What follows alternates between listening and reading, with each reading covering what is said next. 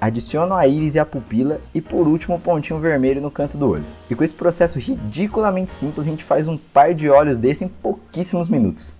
Saudações para você aí do outro lado da tela, eu sou o Igor e hoje eu vou te mostrar tudo o que eu sei sobre desenhar o olho e colocar ele na cara do seu desenho, já que nada adianta saber desenhar um olho isolado e na hora de desenhar ele no rosto o personagem fica parecendo o Cerveró da Petrobras. Bom, antes de desenhar qualquer coisa é interessante você entender um pouco da estrutura, então aqui vai uma explicação rápida das partes do olho para você não cometer nenhuma gafe quando for desenhar. Mas se você for apressadinho e só quer ver como desenhar o olho, então pula pro tempo que está aparecendo aí na tela. O olho é composto por diversas partes, que a gente vai ignorar a maioria e focar só na parte superficial, que é geralmente o que a gente vai retratar quando for desenhar um olho. Então vamos lá. A primeira parte é a esclera, também conhecida como a bola branca do olho. Também tem a íris, que é a parte colorida, e a pupila, que é aquela bolinha preta que fica no meio da íris. E para proteger tudo isso a gente tem as pálpebras e os cílios, que geralmente são mais volumosos em cima do que embaixo. E também tem o canal lacrimal, também conhecido como pontinho vermelho no canto do olho, que é o que te permite chorar escondido vendo anime de romance. Para desenhar um olho de frente é interessante que você comece com as pálpebras e os cílios superiores, já que é a parte mais chamativa do olho. E eles geralmente vão ser divididos em 3 partes com 2 ângulos. Claro que depois você também pode arredondar esses ângulos para deixar com um aspecto mais suave, mas é legal que no começo você deixe eles bem visíveis para evitar se confundir na hora do desenho. E os cílios e as pálpebras inferiores usam o mesmo conceito da superior. A diferença é que em vez de 3 retas, ela vai ter 2 retas e um ângulo e geralmente é mais fina do que os cílios superiores. A íris é um círculo que geralmente tem a parte de cima coberta pela pálpebra superior. Eu digo geralmente porque dependendo da emoção que você quer passar, a íris pode parecer por inteira. Como por exemplo na emoção de surpresa ou medo que a gente inconscientemente arregala os olhos. E a pupila é uma bolinha preta no meio da íris que se contrai ou expande dependendo da quantidade de luz que recebe ou da emoção que a pessoa está sentindo. Mais uma vez na emoção de surpresa, a pupila se dilata.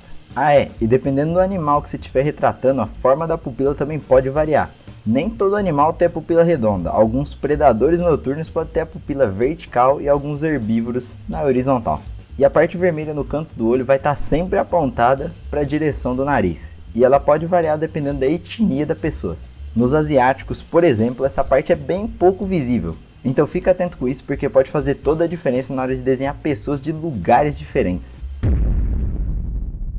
Nesse ângulo vai ter poucas alterações do que no olho visto de frente, mas as poucas alterações que tem seriam: as retas usadas para fazer as pálpebras e os cílios vão ter um tamanho aparente diferente por causa da perspectiva. Quer dizer que as partes mais próximas da câmera vão parecer maiores e as mais longe, menores. Outra alteração é que o olho mais afastado do rosto vai ficar parcialmente coberto pelo nariz dependendo do ângulo e do tamanho do nariz, então fica atento na referência. E a íris, que a princípio é redonda, pode ficar com um formato um pouco mais oval, assim como a pupila.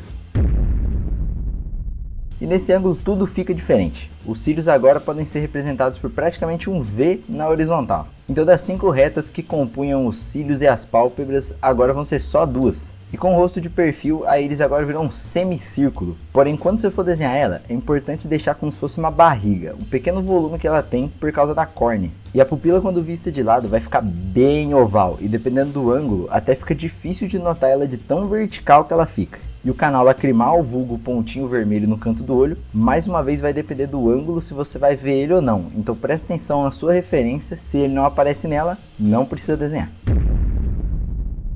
Quando o assunto é estilizar coisas, a primeira coisa que você pode fazer é simplificar elas. No olho, por exemplo, transformando as 3 retas que compõem o cílio superior em apenas 2, ou as 2 retas que compõem o cílio inferior em uma linha curva. Você também pode partir para uma simplificação muito mais exagerada e transformar toda a estrutura do olho em uma linha e um ponto. E o exagero também é algo que está muito ligado à estilização. E você pode ver muito isso nos animes e cartoons, que levam esse assunto para outro nível, com aqueles olhos gigantes e nariz de pontinho. Outro tipo de exagero que eu vejo bastante, principalmente em artes do Instagram, são aquelas garotas com cílios enormes e brilho para todo lado, que também fica bem legal. Mas quando o assunto é estilização, realmente não tem regra para seguir e vai do gosto de cada um. Mas o importante é lembrar que a base geralmente permanece a mesma, já que um olho, estilizado ou não, continua sendo um olho. Na hora de colorir um olho, o primeiro erro é pintar ele de branco. Agora você deve estar me achando louco por falar isso, afinal, se o olho não é branco, então que cor que ele é? E a resposta é depende. Depende da iluminação, da luz ambiente e outros fatores. Mas geralmente o olho vai ser uma cor clara e desaturada, mas nunca o branco puro. Afinal, se o olho for branco puro, com que cor a gente vai fazer o highlight? Pintar a íris é sem dúvida a parte mais legal de pintar o olho, e também é uma parte que confunde muita gente, já que na hora de iluminar ela, a luz brilha do lado oposto, igual acontece com uma joia translúcida. O que quer dizer que a íris vai ser mais escura do lado que a luz vem e mais clara do outro lado. E por que esse fenômeno ocorre, eu não sei, mas é assim que é. Já na hora de fazer esse highlight branco que geralmente brilha em cima da pupila, você pode fazer ele do lado que a luz vem mesmo. Então em resumo ele fica assim, a íris brilha do lado oposto e a pupila brilha do lado certo. Já que agora a gente já sabe como desenhar olho, então como e onde colocar ele no desenho? Resumindo, um rosto padrão é dividido em 3 terços. Linha do cabelo até a linha da sobrancelha, a linha da sobrancelha até a ponta do nariz e a ponta do nariz até a ponta do queixo. E os olhos, obviamente, ficam embaixo da linha que marca as sobrancelhas, tendo entre eles um olho de distância. E essas proporções podem se alterar dependendo do estilo de desenho, mas a distância de um olho entre os 2 olhos, essa aí geralmente continua sendo a mesma, independente do estilo.